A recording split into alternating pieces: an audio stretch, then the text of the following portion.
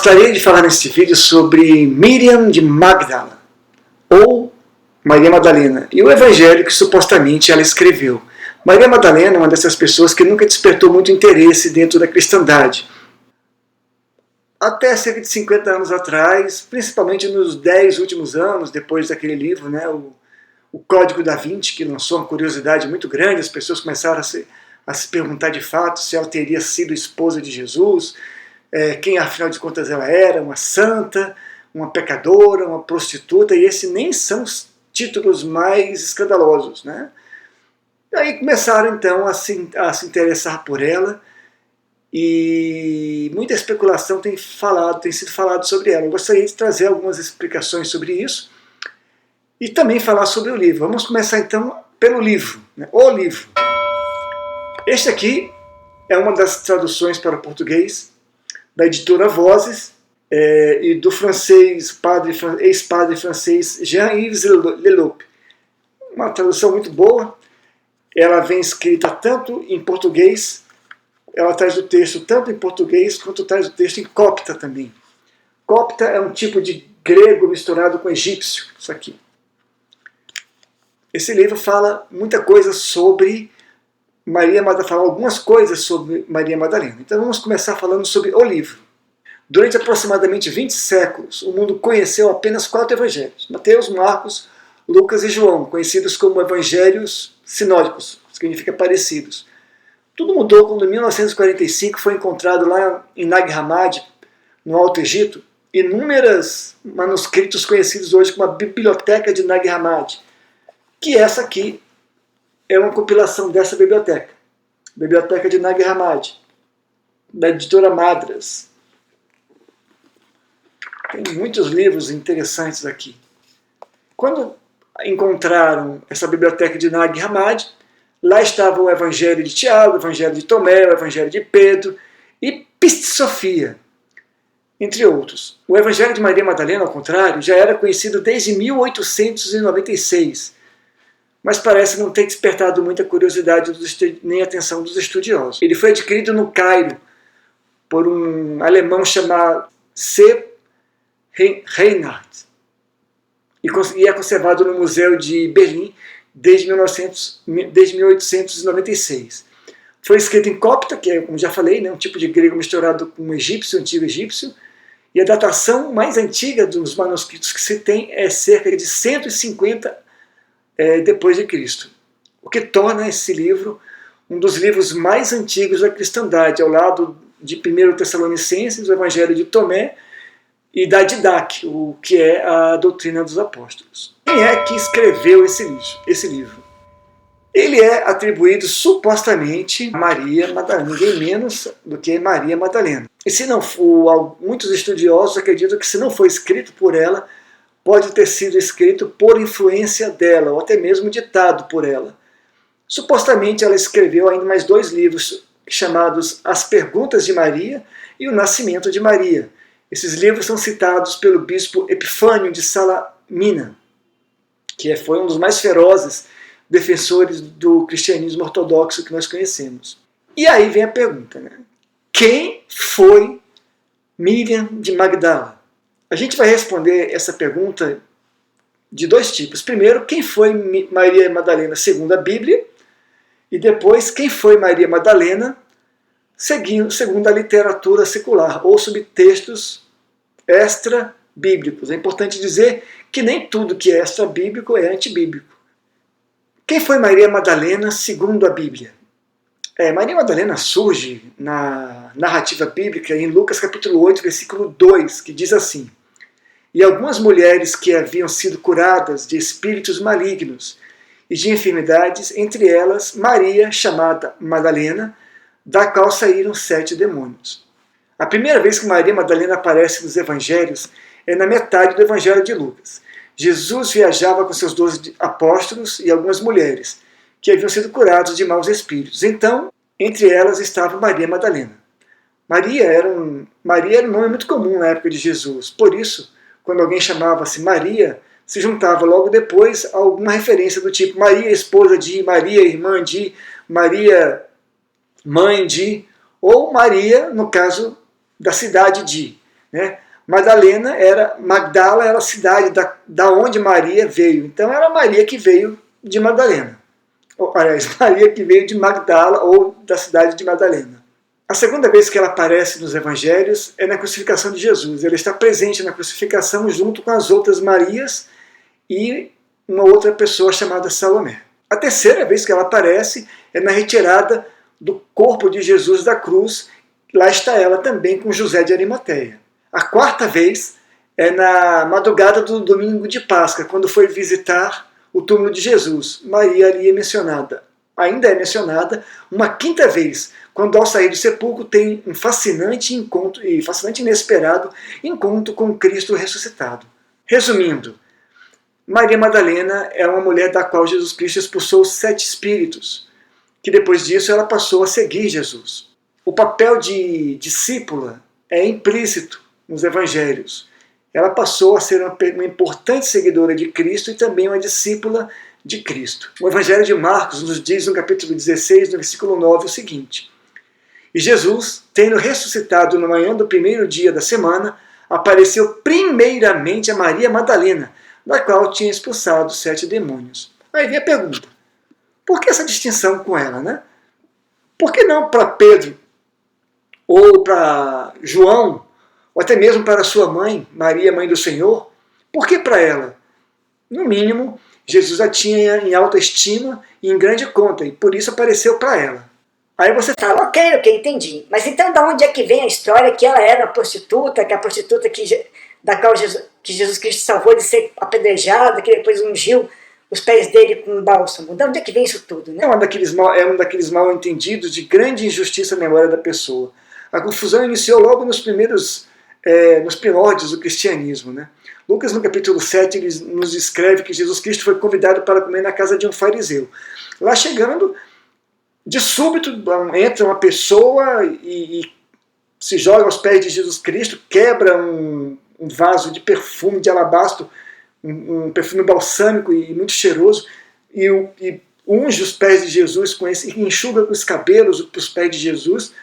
E o anfitrião, o fariseu, fica escandalizado porque Jesus Cristo se deixa ser tocado por uma mulher pecadora e identifica aquela mulher como prostituta. E aí a narrativa continua. No capítulo 8, logo no início do capítulo 8, surge o nome de Maria Madalena. Aí isso levou muitas pessoas desatentas, desapercebidas, a acharem que se tratava da mesma pessoa, o que não é, evidentemente. Mas quem ficou prego nessa confusão toda foi o Papa Gregório, quando em uma homilia em 591, disse na sua homilia, na sua mensagem, que se tratava dessas 3 pessoas, a mulher endemoniada, a mulher que Jesus salvou de ser apedrejada e a mulher que ungiu seus pés com bálsamo, se tratava da mesma pessoa. Ele falou isso, dali para frente passou a ser verdade. Repita uma mentira 1000 vezes e será verdade.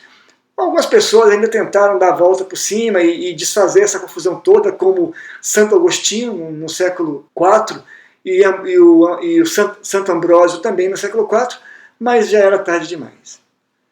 Bom, e agora a gente vai falar quem foi Maria Madalena segundo a literatura extra-bíblica. Na literatura extra-bíblica, Maria é vista não como uma pecadora ou como uma prostituta ou endemoniada, mas como uma discípula importante de Cristo, a quem Cristo entregou a mensagem em uma visão. O Evangelho de Filipe, que foi um dos evangelhos encontrados entre os manuscritos de Nag Hammadi, que é esse evangelho aqui, Evangelho de Filipe, também escrito em copta, uma tradução de Jean-Yves Leloup, também da editora Vozes. Esse Evangelho de Filipe traz uma das passagens mais polêmicas envolvendo Maria Madalena.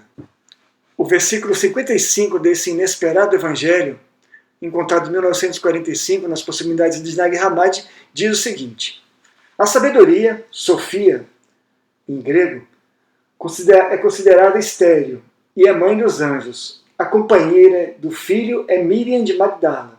O mestre amava Miriam mais do que todos os discípulos e beijava-a frequentemente E aí tem falta uma informação ali, está comido o papiro nesse lugar. Os discípulos, vendo amar desta forma Miriam de Magdala, disseram-lhe: por que a amas mais do que a todos nós? O mestre lhes respondeu, por que pensam que não os amo tanto quanto eu amo a ela? E aí o fogo estava aceso, né? Nós vamos aprofundar esse tema em um outro artigo, em outro vídeo, não aqui agora, mas é importante deixar algumas coisas claras, que há limites para a especulação sobre o que está ou não na Bíblia, e principalmente para o que não está escrito na Bíblia. Jesus Cristo, ele era uma pessoa focada, ele era o homem com a missão mais importante de todos os tempos, o resgate da alma do ser humano. Ele era 100% homem, então ele tinha todas as paixões e era totalmente capaz de casar-se e de gerar filhos, porque ele era um homem saudável. Né? Mas dizer que ele fez isso é muito complicado e também é muito arriscado, porque, primeiro, nenhum pai da igreja fala sobre isso. Nenhum evangelho da Bíblia fala sobre isso. Os evangelhos gnósticos não falam sobre isso. Os evangelhos apócrifos não dizem isso. O evangelho de Filipe diz que Jesus a amava mais do que os outros discípulos. E depois Jesus Cristo pergunta, por que vocês acham que eu amo mais a ela do que a vocês? Dando a entender que ele amava igualmente todo mundo. Né? As pessoas falam que Jesus Cristo beijava Maria na boca, mas não tem essa informação ali.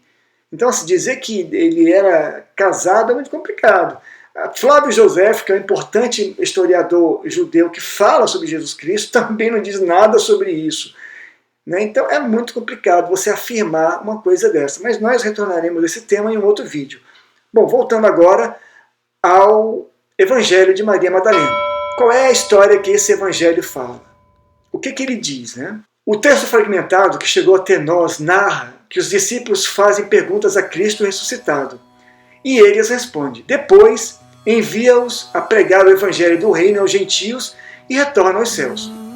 Os discípulos ficam tristes, sentindo-se incapazes de cumprir o mandamento. E temem que com eles ocorra o mesmo que ocorreu a Cristo. Então, Maria os anima a realizar essa grande missão. Pedro, o apóstolo Pedro, lhe pede que lhe comunique as palavras do Salvador que ele não tinha escutado diretamente, que Pedro não tinha escutado diretamente de Jesus, e que Jesus tinha dito a ela. Porque, diz o Evangelho de Maria Madalena, sabe que ele a amava mais do que as outras mulheres. Maria conta a sua visão cheia de referências gnósticas. No contexto de um mundo que se encaminhava para a sua própria dissolução, ela explica as dificuldades da alma para descobrir a sua verdadeira natureza espiritual, na sua ascensão ao lugar do seu eterno descanso. Quando acaba de narrar a sua visão, Maria percebe que André e Pedro não acreditam nela. Pedro questiona se de fato o Salvador preferiria colocá-la acima dos apóstolos e Maria começa a chorar. Levi, que é Mateus, a defende e diz, você, Pedro, é sempre tão impetuoso. E acusa Pedro de ficar contra as mulheres, como faziam os adversários de Cristo. Levi anima-os a aceitarem que o Senhor havia preferido Maria e a se revestirem de coragem do homem perfeito e a marchar e viajar para pregarem o Evangelho, coisa que finalmente acabaram por fazer. Resumindo, é isso que diz o Evangelho de Maria Madalena. Ele é muito pequeno e diz mais ou menos isso.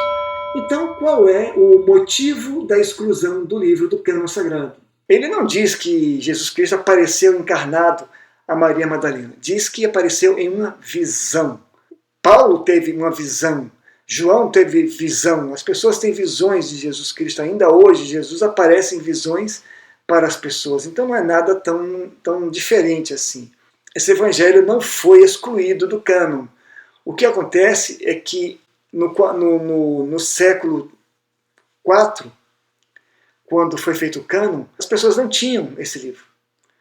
Não se tinha esse livro. O que se tinha era informação audível. As pessoas ouviram dizer que ele existia, mas ele não havia ele. As pessoas não tinham esse livro. Porque ele só apareceu muito tempo depois, né? Bom, apareceu para o mundo moderno em 1800 e bolinha, que nem a gente comentou no início do vídeo. Então, na verdade, ele não teve nem mesmo a oportunidade de ser inserido no cânon sagrado. Alegações como machismo, conspiração, ocultação são meramente especulativas e circunstanciais e carecem de provas históricas. Hoje esse evangelho é estudado por pastores, por padres, Tanto que eu sou um pastor reformado e estou aqui com vocês comentando acerca dele. A sabedoria. Vamos falar agora sobre a sabedoria dele.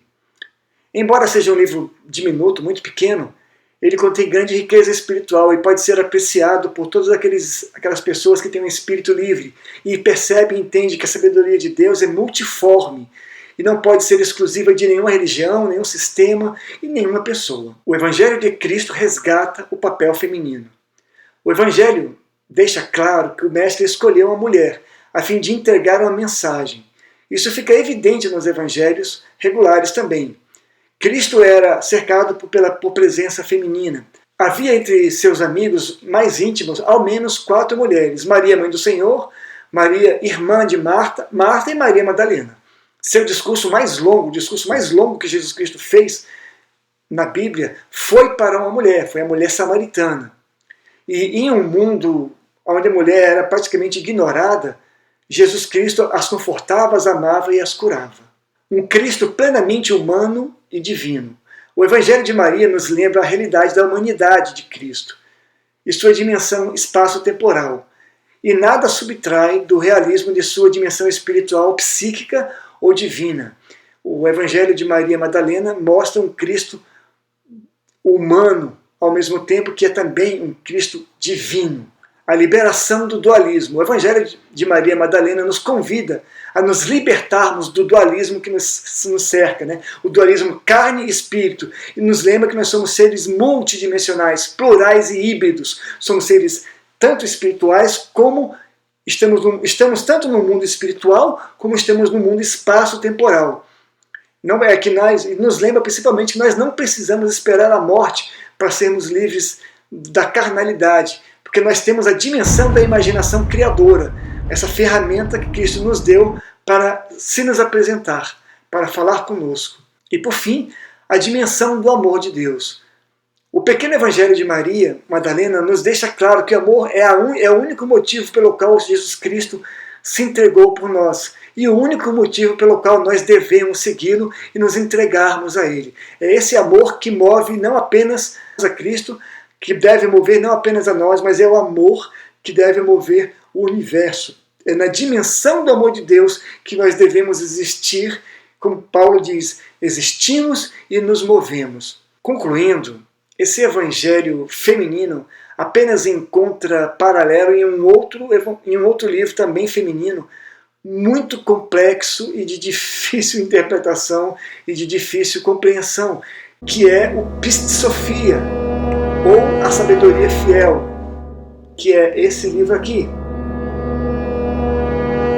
Pistis Sophia. Mas essa é uma outra história. Sou o pastor Paulo Tide, grande abraço e a gente se vê pelo caminho.